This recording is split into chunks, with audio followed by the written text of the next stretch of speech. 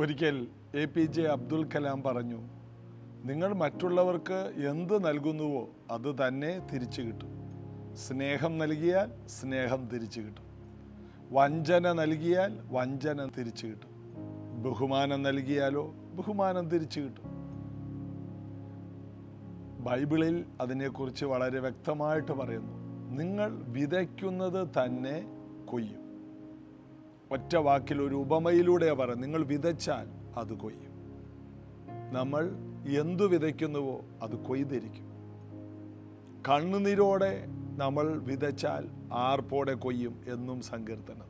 നല്ല കാര്യങ്ങൾ വിതച്ചാൽ അത് വലിയ കൊയ്ത്തായിട്ട് മാറും. നന്മ വിതയ്ക്കുക. യേശു ഈ ഭൂമിയിൽ വന്നിട്ട് ഏറ്റവും കൂടുതൽ വിതച്ചത് നന്മയാണ്. തിന്മ കൊണ്ട് നിറഞ്ഞ ഈ ഭൂമിയിൽ നന്മ കൊണ്ട് നിറച്ചവനാണ് യേശു കർത്താവ്.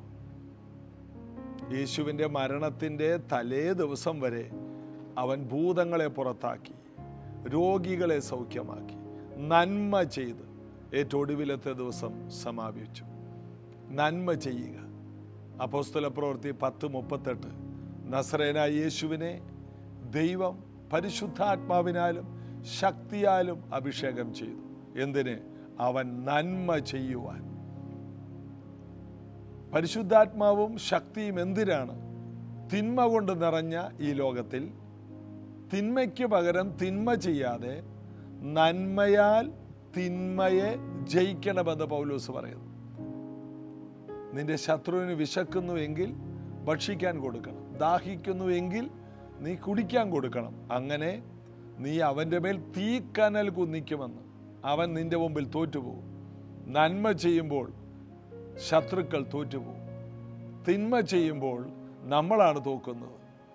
അതുകൊണ്ട് ഉപദ്രവിക്കുന്നവർക്ക് വേണ്ടി പ്രാർത്ഥിപ്പിൻ, ശത്രുക്കളെ സ്നേഹിപ്പിൻ എന്ന വാക്യങ്ങളെല്ലാം ഇതിനോട് ചേർത്ത് ചിന്തിച്ചാൽ നന്മ ചെയ്യാനുള്ള ശക്തി വേണമെങ്കിൽ, മറ്റുള്ളവർക്ക് ഉപകാരിയായിരിക്കുവാൻ നമുക്ക് കഴിയണമെങ്കിൽ ശക്തി വേണം എന്ന്, പരിശുദ്ധാത്മാവിൻ്റെ നിറവ് വേണം എന്നും ബൈബിൾ നമ്മെ പഠിപ്പിക്കുന്നു.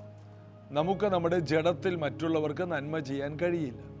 എന്നാൽ ആത്മാവിൽ ബലപ്പെട്ട് നിൽക്കുന്ന ഒരു വ്യക്തിക്ക് തിന്മയ്ക്ക് പകരം നന്മ ചെയ്യാൻ കഴിയും. അതിനുള്ള ശക്തി യേശു കർത്താവ് എല്ലാവർക്കും നൽകി തരട്ടെ. ഈ പുതിയ ആഴ്ചയുടെ ആരംഭ ദിവസത്തിൽ, ഈ തിങ്കളാഴ്ച, നല്ലവനായ കർത്താവ് ഈ ആഴ്ച മുഴുവനും ഒരു പുതിയ ജയത്തിൻ്റെ തുടക്കം തരട്ടെ എന്ന് ആശംസിക്കുന്നു. ചേർന്ന് പാടി യേശു കർത്താവിനെ നമുക്കൊരുമിച്ച് ആരാധിക്കാം.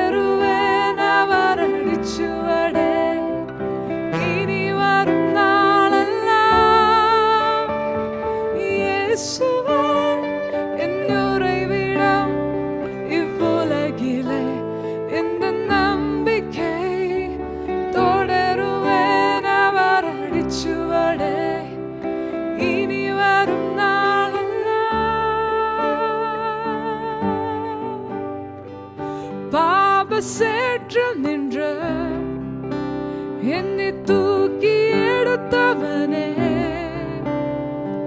சாபங்கள் போக்கி புது வாழ்வு தந்தவரே, பாவ சேற்றில் நின்ற എന്നെ തൂക്കിയെടുത്തവരെ, സാപങ്ങൾ പോക്കി പുതുവാழ்வு தந்தவரே, நான் உம்மை பாடாமல் என்ன செய்வேன்? ஜீவனும் அனைவரே, நான் உம்மை தேடாமல் வேறெங்கு செல்வேன்?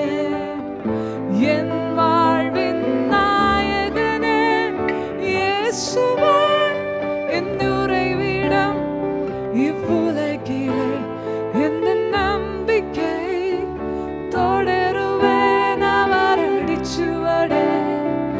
இனி வரும் நாளெல்லாம் இயேசுவே, என் உறைவிடம் இவ்வுலகிலே, எந்த நம்பிக்கை தொடருவேன் அவர் அடிச்சுவடே. இனி வரும் நாளெல்லாம் இயேசுவே, என் உறைவிடம் இவ்வுலகிலே, எந்த நம்பிக்கை தொடருவேன் அவர் அடிச்சுவடே. இனி வரும்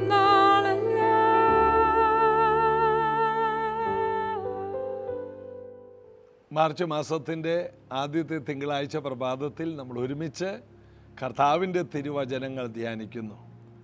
യോഹന്നാൻ്റെ സുവിശേഷം 19-ാമത്തെ അധ്യായത്തിലോട്ട് നമ്മൾ കടന്നു വന്നു. യേശുവിൻ്റെ ക്രൂശീകരണത്തിലേക്ക് കടന്നു പോകുന്ന അധ്യായങ്ങളാണിത്.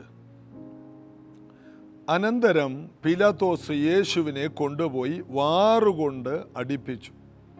പടയാളികൾ മുള്ളുകൊണ്ട് ഒരു കിരീടം മെടഞ്ഞ് അവൻ്റെ തലയിൽ വെച്ചു, ധൂമ്രവസ്ത്രം ധരിപ്പിച്ചു.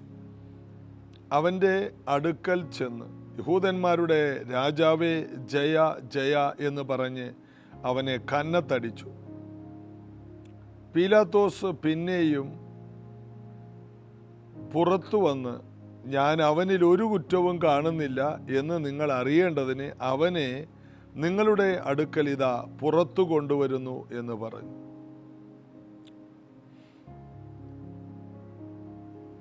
അവനിൽ ഒരു കുറ്റമില്ലെങ്കിലും യേശുവിനെ കൊണ്ടുപോയി അടിപ്പിച്ചു എന്ന് ഇദ്ദേഹം പറയുന്നു. ഒരു കുറ്റവും കാണാനില്ല. എന്നിട്ടും യേശുവിനെ അടിച്ചു. എന്തുകൊണ്ടാണ്? കുറ്റം യേശുവിലല്ല, യേശുവിൽ വിശ്വസിക്കുന്നവരുടെ കുറ്റമാണ് അവൻ്റെ മേൽ വരുന്നത്. ഇത് പീലാത്തോസിനെ കാണാൻ കഴിയില്ല. യേശുവുമായിട്ട് അടുത്ത ഒരാൾക്ക് പോലും യേശുവിനിൽ ഒരു കുറ്റവും കാണാൻ കഴിഞ്ഞില്ല. മഹാപുരോഹിതന്മാർക്കൊക്കെ യേശുവിനോട് അസൂയയായിരുന്നു. യേശുവിൻ്റെ ജനപ്രീതിയും യേശുവിൻ്റെ മേൽ വ്യാപരിക്കുന്ന അഭിഷേകവും ആ സീസണിൽ ഇവർക്ക് ഒരു കാര്യവും നടക്കാതെ പോകുന്നതും യേശുവിൻ്റെ ജനപ്രിയത്തിൻ്റെ മുമ്പിൽ ഇവർ ഒറ്റപ്പെട്ടതുമെല്ലാമാണ് ഇവർക്ക് യേശുവിനോട് വലിയ അസൂയ ജനിച്ചത്. എവിടെ പോയാലും മഹാപുരുഷാരം, വൻ ജനസമൂഹം യേശുവിൻ്റെ ചുറ്റുമാണ്. ഇങ്ങനൊരു സാഹചര്യത്തിൽ ഇവർക്ക് അസൂയ ഉണ്ടായേ തീരും. അങ്ങനെ ജഡത്തിൽ ജീവിക്കുന്ന ദൈവിക വഴിയിലല്ലാത്ത ഇവർക്ക് സ്വാഭാവികമായിട്ട് അസൂയ ഉണ്ടാകും. അങ്ങനെ ഈ പീലാത്തോസ് ഇവരെ ഒന്ന് ആശ്വസിപ്പിക്കാനും, പീലാത്തോസ് വിചാരിച്ചത് യേശുവിനെ വിടണം, അതുകൊണ്ട് കുറേ അടിപ്പിച്ചു. അടിയെന്ന് പറഞ്ഞാൽ ചെറിയ അടിയാണെങ്കിൽ ഒരു വിട്ടില്ലെങ്കിലോ നല്ല അടി അങ്ങോട്ട് കൊടുത്തു നോക്കി. എങ്ങനെ? 39 അടി. പൗലൂസ് പറയുന്നു, ഒന്ന് കുറയെ 40 അടി ഞാൻ 5 വട്ടം കൊണ്ടെന്ന്. ആ കാലത്ത് 40 അടി എന്നുള്ളത് അന്ന് അവർ വെച്ചിരുന്ന ഒരു ശിക്ഷയായിരുന്നു, കോലുകൊണ്ട് അടിക്കുക. അപ്പോൾ തന്നെ യേശുവിനെ തല്ലിയത് ചാട്ടവാറിൻ്റെ അഗ്രത്തിൽ മുൾക്കൊളുത്തുകൾ പിടിപ്പിച്ച് അതുകൊണ്ടായിരുന്നു യേശുവിനെ അടിച്ചത് എന്ന് ചരിത്രം പറയുന്നു. അപ്പോൾ ഓരോ അടിയിലും 7 ഉഴവ് ചാലുകൾ കീറപ്പെടും. യേശുവിൻ്റെ ശരീരം മുഴുവനും, മുതുക് മുഴുവനും കീറിപ്പോയി. മുൻഭാഗമെല്ലാം ഈ മുൾക്കൊളുത്തുകളാൽ കീറിപ്പോയി. ബൈബിൾ പറയുന്നു, അവൻ്റെ അടിപ്പിണരാൽ നമുക്ക് സൗഖ്യം വന്നിരിക്കുന്നു. ഇപ്പം യേശുവിൻ്റെ ശരീരത്തിൽ ഉഴവുചാല് പോലെ അടിപ്പിണരുകൾ ഉണ്ടാകണം. അവൻ നമ്മുടെ പാപനിമിത്തമാണ് മുറിവേറ്റത് എന്ന് യെശയ്യാവ് പറയുന്നു. പീലാത്തോസ് നോക്കുമ്പോൾ അവനിൽ കുറ്റമില്ല. ഏത് കോടതിയിൽ വിസ്തരിച്ചിട്ട് ഒരു കുറ്റം കണ്ടുപിടിക്കാൻ കഴിയുന്നില്ല. ഇവൻ ദേവാലയം പൊളിച്ചു പണിയുന്നവനെന്ന് സാക്ഷികൾ വന്ന് പറഞ്ഞിട്ടും സാക്ഷ്യം ഒത്തില്ലെന്ന് അവിടെ എഴുതിയിരിക്കുന്നത്. ഇവർ പറയുന്ന ഒന്നും യോജിക്കുന്നില്ല. ആകെ അവസാനം അവർ ചെയ്തത് അവനെ ക്രൂശിക്കുക എന്ന് ജനത്തെ കൊണ്ടും പറയിപ്പിച്ചു. അവരും നിർത്താതെ പറഞ്ഞുകൊണ്ടിരുന്നു. ഇതല്ലാതെ ഇവർക്ക് പറയാനായിട്ട് യാതൊരു ന്യായവുമില്ല. എന്നാൽ യേശു കൊണ്ട അടി 39 അടിയാണ്. ഞാനിങ്ങനെ കേട്ടിരിക്കുന്നത് 40 അടിയാണ് അടിക്കേണ്ടത്. എന്നാൽ അടി കൊള്ളുന്ന ആൾ വേദന നിമിത്തം ഉറക്കെ നിലവിളിക്കുമ്പോൾ ആ നിലവിളി നിമിത്തം അടിക്കുന്നയാളുടെ എണ്ണം തെറ്റിപ്പോവും. അങ്ങനെ വന്നാൽ അയാൾ അറിയാതെ 41 അടിച്ചു പോയാൽ ഈ അടി കൊണ്ടവൻ അടിച്ചയാളെ തിരിച്ചടിക്കണമെന്ന ഒരു നിയമമുണ്ടെന്ന്. അങ്ങനെ വന്നു കഴിഞ്ഞാൽ അടി കൊണ്ടവൻ തിരിച്ചടിച്ച ആ അടി മരണത്തിൽ അവസാനിക്കുള്ളൂ. അതുപോലെ അടിച്ചു കളയും. കാരണം അതുപോലെ അവൻ വേദനിച്ചിരിക്കുകയാണ്. അതുകൊണ്ട് 40 അടി എന്നുള്ളത് 39 ആകുമ്പോൾ അവർ നിർത്തും. ഈ കരച്ചിലും ബഹളവും ഉള്ളത് കൊണ്ട് അസഹനീയമായ അലറിക്കരച്ചിൽ കാരണം എണ്ണം എന്തായാലും തെറ്റിപ്പോവും. യേശുവിനെ 39 അടിയടിച്ചു. ഞാൻ ജർമ്മനിയിലെ കുറേ ഡോക്ടർമാരെ പ്രസിദ്ധീകരിച്ച the disease of the man എന്ന ഒരു പുസ്തകത്തിൽ നിന്ന്, ഒരു വർഷങ്ങൾക്ക് മുമ്പ് ഞാൻ രക്ഷിക്കപ്പെട്ട കാലത്ത് ബെഥേൽ പി ജേക്കബ് എന്ന ദൈവദാസൻ ആ പുസ്തകത്തിൽ നിന്ന് പറയുന്നത് ഞാൻ കേട്ടിട്ടുണ്ട്. അതായത് ആ ഡോക്ടർമാരെ ക്രിസ്തീയ ഡോക്ടർമാരാണ്. ഇന്ന് ഭൂമിയിലുള്ള എല്ലാ രോഗത്തിനും കാരണം 39 വൈറസുകളാണ്. ഈ 39 വൈറസുകളും പരത്തുന്ന എല്ലാ രോഗങ്ങൾക്കും യേശു 39 അടി കൊണ്ടു എന്ന് അവർ അതിൽ രേഖപ്പെടുത്തിയിട്ടുണ്ട്. അതായത് ജലദോഷം മുതൽ എയ്ഡ്സ്, ക്യാൻസർ പോലെയുള്ള എല്ലാ രോഗത്തിൻ്റെ പുറകിൽ 39 വൈറസുകളാണെന്ന് അവർ പറയുന്നു. ഇനി പുതിയ റിസർച്ചുകൾ എനിക്കറിയില്ല. ഞാനൊരു 20-25 വർഷങ്ങൾക്ക് മുമ്പുള്ള ഒരു കാര്യമാണ് പറഞ്ഞത്. അപ്പോൾ കാലങ്ങൾ മാറുമ്പോൾ വൈറസുകളുടെ എണ്ണം കൂടി കണ്ടുപിടിച്ചോ എന്ന് എനിക്കറിയില്ല. ഏതായാലും യേശു സകല രോഗത്തിന് പരിഹാരകനാണ്. സകല മാനവജാതിയുടെ സകല ശരീരങ്ങളിലുമുള്ള സകല രോഗവും 800 കോടി ജനവും ഇന്ന് ഈ ഭൂമിയിലുണ്ടല്ലോ. ഈ 800 കോടി ജനവും അനുഭവിക്കുന്ന ഓരോ ശരീരത്തിലുമുള്ള 100 കണക്കിന് വിഷയത്തിന് ഒരേ നിമിഷം സൗഖ്യം തരാൻ ശക്തിയുള്ള സർവശക്തനായ ദൈവപുത്രനാണ് യേശു കർത്താവ്. ഇന്നിത് കേൾക്കുന്ന എല്ലാവരും ഈ സത്യം അറിഞ്ഞാൽ നിങ്ങൾക്ക് ആധികാരികമായിട്ട് നിങ്ങളുടെ ശരീരത്തിലുള്ള രോഗത്തോട് പറയാൻ കഴിയും, രോഗമേ, 2000 വർഷം മുമ്പ് എനിക്ക് വേണ്ടി ദൈവപുത്രൻ ഈ ഭൂമിയിൽ വന്ന് അടികൾ കൊണ്ടത് എൻ്റെ സൗഖ്യത്തിന് വേണ്ടിയാണ്. അതുകൊണ്ട് രോഗത്തോട് ഞാൻ കൽപ്പിക്കുന്നു, എൻ്റെ ശരീരം വിട്ട് നിനക്ക് പുറത്തു പോകാം എന്ന് ആധികാരികതയോടെ പറഞ്ഞാൽ, യേശുവിൻ്റെ അടിപ്പണരാൽ എനിക്ക് സൗഖ്യം, യേശുവിൻ്റെ അങ്ങനെ പറഞ്ഞുകൊണ്ടിരുന്നാലൊന്നും നടക്കില്ല. ആധികാരികമായിട്ട് ആ രോഗത്തോട് എതിർക്കണം. എന്നാൽ അവൻ നിങ്ങളെ വിട്ട് ഓടിപ്പോകും. അതൊരു ദുരാത്മാവാണ്. ഏത് രോഗത്തിൻ്റെ പുറകിലും ഒരാത്മാവാണ്. അതുകൊണ്ടാണ് യേശു ഊമനും ചെകിടനുമായ ആത്മാവെ ഇവനെ വിട്ട് മാർ. ഒരു കൂനയായ സ്ത്രീ, അവളുടെ മേൽ സാത്താൻ 18 വർഷമായിട്ട് ബന്ധിച്ചു എന്നാണ് ആ കൂനൊരു രോഗമല്ല, അതൊരു ബന്ധനമാണ്. അപ്പോൾ ഇതിൻ്റെ എല്ലാം പുറകിൽ ഒരു ആത്മാവാണ്. ക്യാൻസറിൻ്റെ പുറകിൽ ഒരു ആത്മാവാണ്. നമ്മളതിനെ ചികിത്സിക്കുകയാണെങ്കിൽ ആ വഴിയും മുന്നോട്ട് പോകാം. എന്നാൽ എല്ലാ രോഗത്തിൻ്റെ പുറകിലും ഒരു ദുരാത്മാവുണ്ട്. എല്ലാ തിന്മയുടെയും പുറകിൽ ഒരു ദുരാത്മാവുണ്ട്. അതുകൊണ്ടാണ് പൗലോസ് ഇങ്ങനെ പറഞ്ഞത്, സകല നന്മയുടെ ശത്രുവേ സാത്താൻ്റെ മകനെ എന്ന്. അപ്പോസ്തല പ്രവൃത്തി 13-ാം അധ്യായത്തിൽ നമുക്കത് കാണാം. സകല നന്മയുടെയും ശത്രു. എല്ലാ നന്മകളും, നമ്മുടെ ശരീരത്തിൽ നമ്മൾ അനുഭവിക്കേണ്ട ആരോഗ്യത്തെ എങ്ങനെയെല്ലാം പിശാച് എതിർക്കും. കെന്നത്ത് ഇ ഹെഗിൻസ് എന്ന അനുഗ്രഹിക്കപ്പെട്ട ദൈവദാസൻ, അദ്ദേഹം ഒരിക്കൽ ഇങ്ങനെ സാക്ഷ്യം പറഞ്ഞു. തൻ്റെ ശരീരത്തിൽ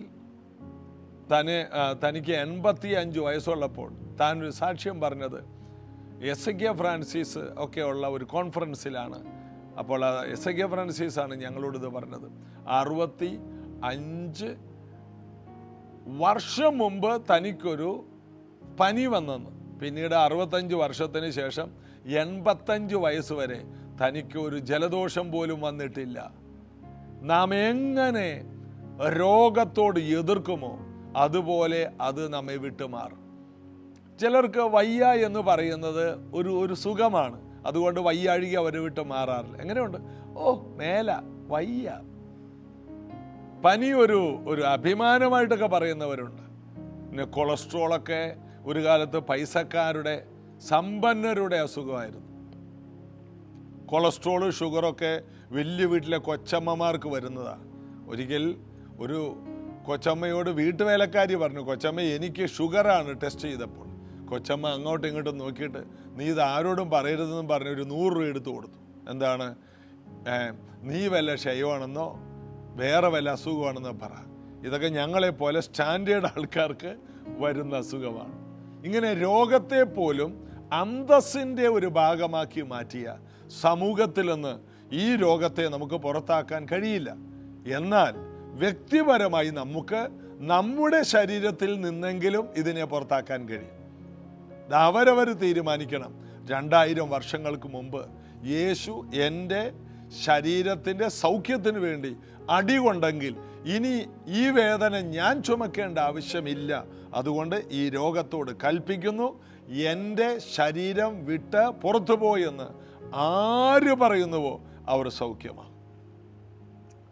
ഈ സത്യം മറ്റുള്ളവർക്ക് നിങ്ങൾ പങ്കുവെക്കണം. ഇന്നത്തെ ഈ എപ്പിസോഡ്, ഈ വീഡിയോ നിങ്ങൾ മറ്റുള്ളവർക്ക്, രോഗികളായിട്ടുള്ളവർക്ക് പ്രത്യേകം അയച്ചു കൊടുക്കണം. അവർ ഇത് അറിഞ്ഞിട്ട് ഈ വിഷയം സംബന്ധിച്ച് അവർ ജയമെടുക്കട്ടെ. എനിക്ക് 2000 വർഷം മുമ്പ് സൗഖ്യം വന്നതാണോ? യേശു അത് അനുഭവിച്ചതാണോ? ഇനി ഞാൻ എന്തിന് ഈ രോഗം അനുഭവിക്കണം? ഞാൻ എന്തിന് എൻ്റെ പണം ഇതിനു വേണ്ടി ആശുപത്രികളിൽ ചെലവഴിക്കണം?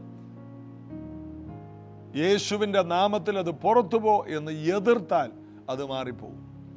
രക്തസ്രാവക്കാരത്തിയായ ഒരു സ്ത്രീ യേശുവിനെ കുറിച്ചുള്ള വർത്തമാനം കേട്ടു. അവൻ സൗഖ്യദായകനാണെന്ന് കേട്ടു, വിടുവിക്കുന്നവനാണെന്ന് കേട്ടു.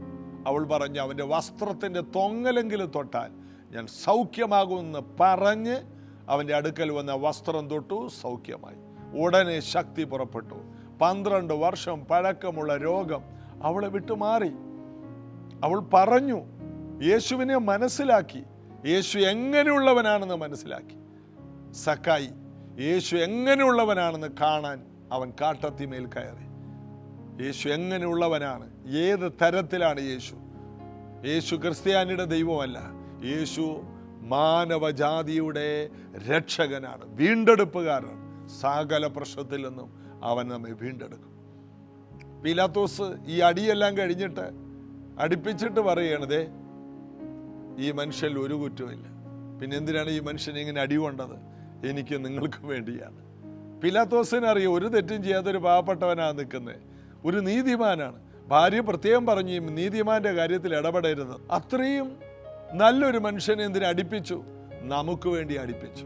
അതുകൊണ്ട് കർത്താവിനോട് നമുക്ക് നന്ദിയുള്ളവരായിരിക്കണം. എന്തുകൊണ്ടാണ് നാം ആരാധിക്കുന്നത്? എന്തുകൊണ്ടാണ് നമ്മൾ അവൻ്റെ പാദപീഠത്തിൽ വീഴേണ്ടത്? എന്തുകൊണ്ട് നമ്മൾ അവനെ ഭയപ്പെടണം, ബഹുമാനിക്കണം? എന്തുകൊണ്ട് നാം അവൻ്റെ കൽപ്പന അനുസരിക്കണം? അവൻ വലിയ ദൈവമായതുകൊണ്ട് മാത്രമല്ല, നമ്മുടെ കർത്താവ് സ്നേഹമാണ്. നമുക്ക് വേണ്ടിയാണ് അവൻ ആ വേദനകൾ സഹിച്ചത്. അതുകൊണ്ട് കർത്താവിലേക്ക് കൂടുതൽ നമുക്ക് അടുക്കാം. നന്ദിയുള്ളവരായി തീരാനിടയാകട്ടെ.